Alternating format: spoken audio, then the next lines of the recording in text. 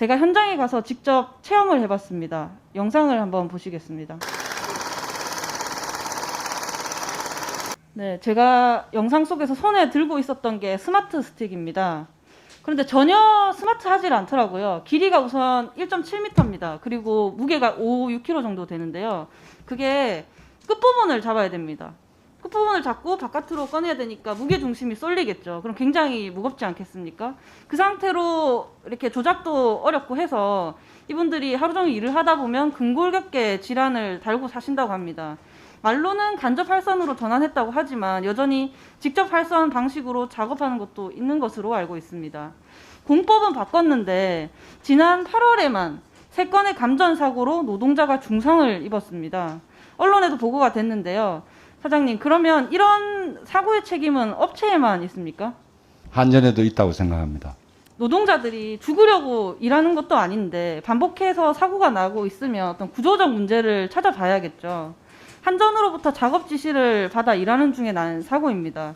그리고 현실에서 한전의 정책이 정착되지 않았다면 그것 또한 한전의 책임이 있다고 저는 생각합니다. 그래서 더 큰 사고들이 터지기 전에 대책을 세워야 할 거라고도 생각을 하고요. 사장님, 한국전력 홈페이지에 보니까 경영 방침이 있더라고요. EHS 관련 법 규정을 준수한다라고 되어 있습니다. 네. 환경, 보건 안전을 위한 경영을 하겠다는 건데요. 사장님이 직접 사인까지 해서 홈페이지에 이렇게 게시해 두셨던데 네, 경영 방침에 저도 100% 동의합니다. 그런데 이 EHS에 대한 이해가 저와는 조금 다른 것 같습니다.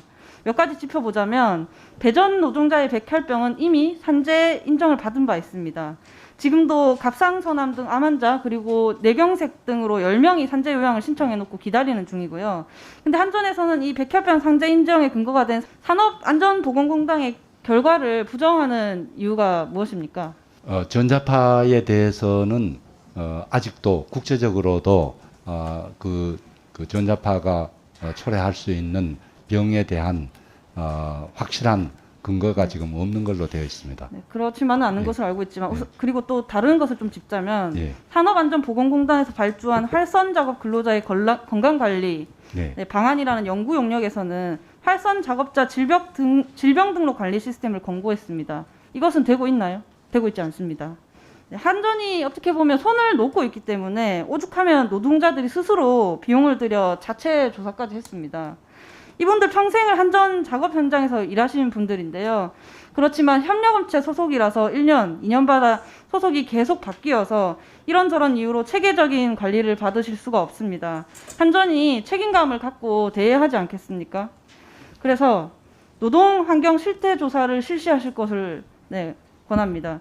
정기원 노동자 전체를 대상으로 작업환경 건강실태조사를 2021년 상반기까지 실시해서 새로 도입한 그 공법이 무엇이 문제인지 준수하지 않는 업체가 있다면 단속해 주시고 보고해 주시기 바랍니다. 그리고 그렇게 하겠습니다. 네, 30초가 남아서 또 그냥 짧게 말씀을 좀 드리고 싶은데요. 제가 여기서 이렇게 노동에 관한 이야기를 하면 여기 앉아 계신 의원님들께서 이거는 환노위에서 얘기해야 되는 거 아니야? 이런 생각을 하실 수도 있을 것 같습니다. 그런데 사실 김용균 특조위 공고 세부 내용들을 살펴보면 고용부뿐만 아니라 산업부에서 주관 부처인 경우가 상당히 많습니다. 같거나 더 많은 경우가 있는데요. 우리가 동전에 한 면만 보고 살 수 없듯이 그리고 개인과 사회가 분리될 수 없듯이 산업과 노동도 분리될 수 없다고 생각합니다. 다시 한번 전반적으로 조사를 하겠습니다. 저는 그냥 구호가 아니고 EHS는 그것은 타협할 수 없는 중요한 과제라고 저희는 믿고 있습니다.